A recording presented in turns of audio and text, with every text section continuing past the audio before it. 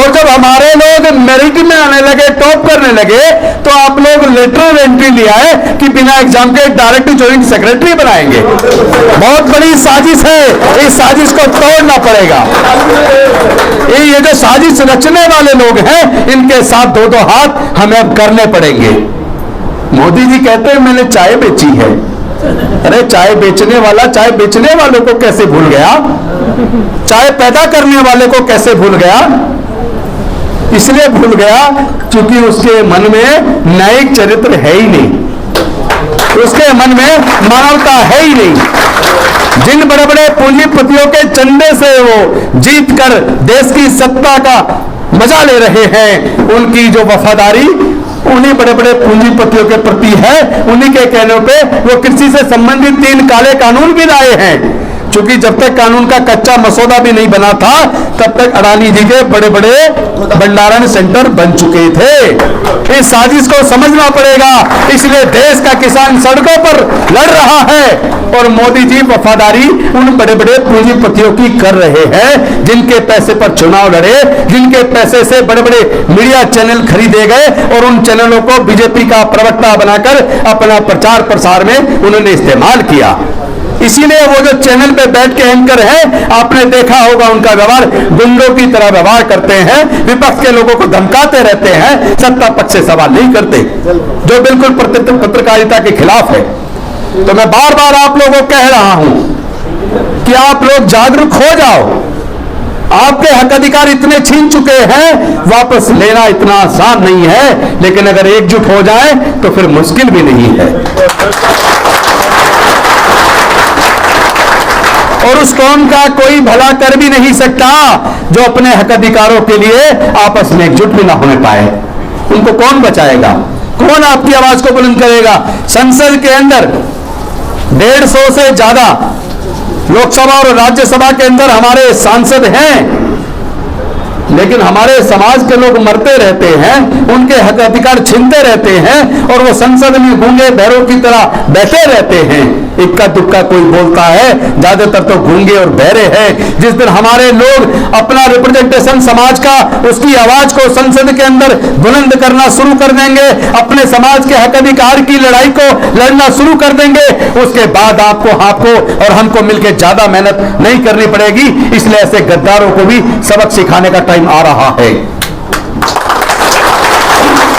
आप जब रिप्रेजेंट कर रहे हैं समाज को, जीत के जाते हैं रिजर्व सीट से और उनके हक अधिकार का अतिक्रमण होता रहे और आप गूंगे बहरे बन के चुप बैठे रहो, तो याद रखना एक दिन आपके घरों में लोग आग लगाएंगे और उनको कोई बचाने वाला इसलिए नहीं आएगा। जब पड़ोसी के घर में आग लगी थी तो तुमने भी बचाने का काम नहीं किया। तो जो लोग सोचते हैं पड़ोसी मर रहा है, मैं सुरक्षित हूं, वो गलती पर है। उनको चाहिए जब किसी पड़ोसी के घर में कोई दंगलाई आग लगाने आए तो तुम तुरंत कम से कम बुझाने तो आ जाओ, वरना जिस दिन तुम्हारे घर में आग लगेगी उसको भी बुझाने वाला कोई नहीं आएगा। और हमारे समाज का हक अधिकार तो शुरू से मरा है। आपको पता शंभुक ऋषि की हत्या क्यों हुई? आपको पता है एकलव्य का अंगूठा क्यों मांगा गया? आपको पता है अभी आए दिन घोड़ी से उतार दिया जाता है। एक व्यक्ति ने घोड़ा खरीद लिया, एक ने मूंछ रख ली। उन दोनों की हत्या इसलिए कर दी, अगर ये दलित, अनुसूचित जाति, जनजाति के लोग, पिछड़े वर्ग के लोग ये मूंछ रखने लगेंगे, ये घोड़ा खरीदने लगेंगे, तो हम क्या करेंगे? केवल इस वजह से हत्या हो गई।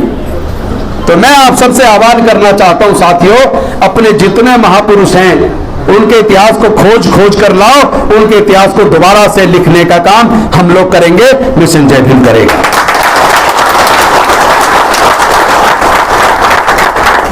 और ये समय की मांग है। आज हम अगर एकजुट हो जाते हैं तो बहुत कम समय में हमारे अधिकार सुरक्षित हो जाएंगे, हमारे ऊपर जुल्म बंद हो जाएंगे। और ये जो एजुकेशन है ना, जो हमसे हजारों साल तक छीन के रखी, वो एजुकेशन ही में आगे लेके जाएगी। मैं बार बार अरविंद केजरीवाल जी का धन्यवाद क्यों करता हूं? उसका सबसे बड़ा कारण यह है कि दिल्ली देश का नहीं बल्कि दुनिया का पहला राज्य है जिसने अपने टोटल बजट का 26% एजुकेशन पे खर्च करके गरीब से गरीब के बच्चों को भी अच्छे पढ़ाई का अवसर दिल्ली के अंदर दिया है। लेकिन देश के अंदर जरूरत है, दिल्ली छोटी सी है, दिल्ली छोटी सी है, पूरे देश का भला नहीं होगा जब तक पूरे देश के अंदर एजुकेशन का, पढ़ाई का खर्चा सरकारें नहीं उठाएंगी।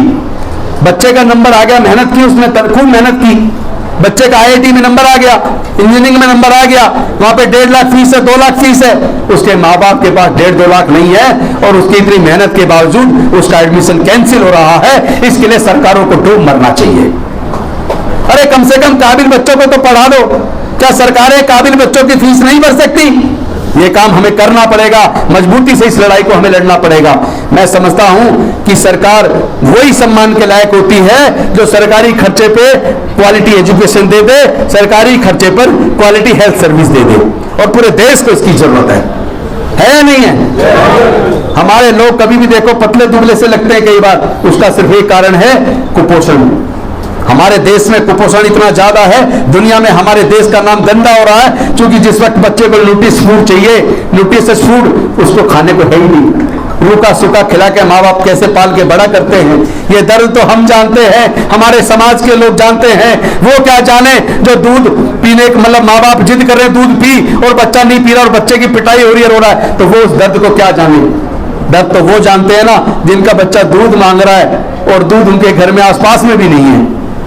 तो इन बच्चों को न्यूट्रिशियस फूड नहीं मिलता और उस उम्र में जितना चाहिए जब खाने को नहीं मिलता, वो कुपोषण का शिकार हो जाता है। उसकी बुद्धि का भी जितना विकास होना चाहिए उतना विकास नहीं होता। देश में जितने विकलांग बच्चे हैं, अगर आप उसकी लिस्ट उठा के देखोगे, विकलांगता में भी उन गरीब परिवारों के बच्चे ज्यादा मिलेंगे जिनको न्यूट्रिशियस फूड नहीं मिलता। तो इस लड़ाई को भी हमें लड़ना पड़ेगा कि सरकारें पौष्टिक आहार देने पर नौटंकी ना करें, नाटक ना करें, जो उनका हक है उनको चुपचाप दे दे, और नहीं देंगे तो हमारे लोग छीन के लेने का काम भी करेंगे। और मैं आज आपसे माफी भी मांगना चाहता हूं। जब ये प्रोग्राम रखा, मैं सोच रहा था अभी गर्मी इतनी नहीं आई है, लोग बैठ जाएंगे, लेकिन मुझे दुख है इस बात का कि हम इतना इंतजाम नहीं कर पाए और हमारे बहुत सारे साथियों को धूप में बैठना पड़ा, उनको ये कष्ट झेलना पड़ा। इसके लिए मैं आपसे क्षमा चाहता हूं। कोशिश करूंगा भविष्य में अब जो मीटिंगें होंगी उसमें आपके सर पे धूप नहीं आने देंगे, पूरी कोशिश करेंगे कि आप अच्छे से बैठ के अपनी मीटिंग कर पाए। तो चूंकि आप लंबे समय से बैठे हैं, बहुत सारे लोगों ने अलग अलग तरीके से समाज के हक अधिकार की बात की है, वो सारी बात मैं भी दोहराऊं तो कोई फायदा नहीं है। फिर मिलेंगे, और अब तो वैसे भी लड़ाई, इस पूरे न्याय की लड़ाई हम सबको मिलकर लड़नी है, और तब तक लड़ते रहेंगे जब तक उसको पा ना लें। तो हम तो आपस में बातचीत करते रहेंगे।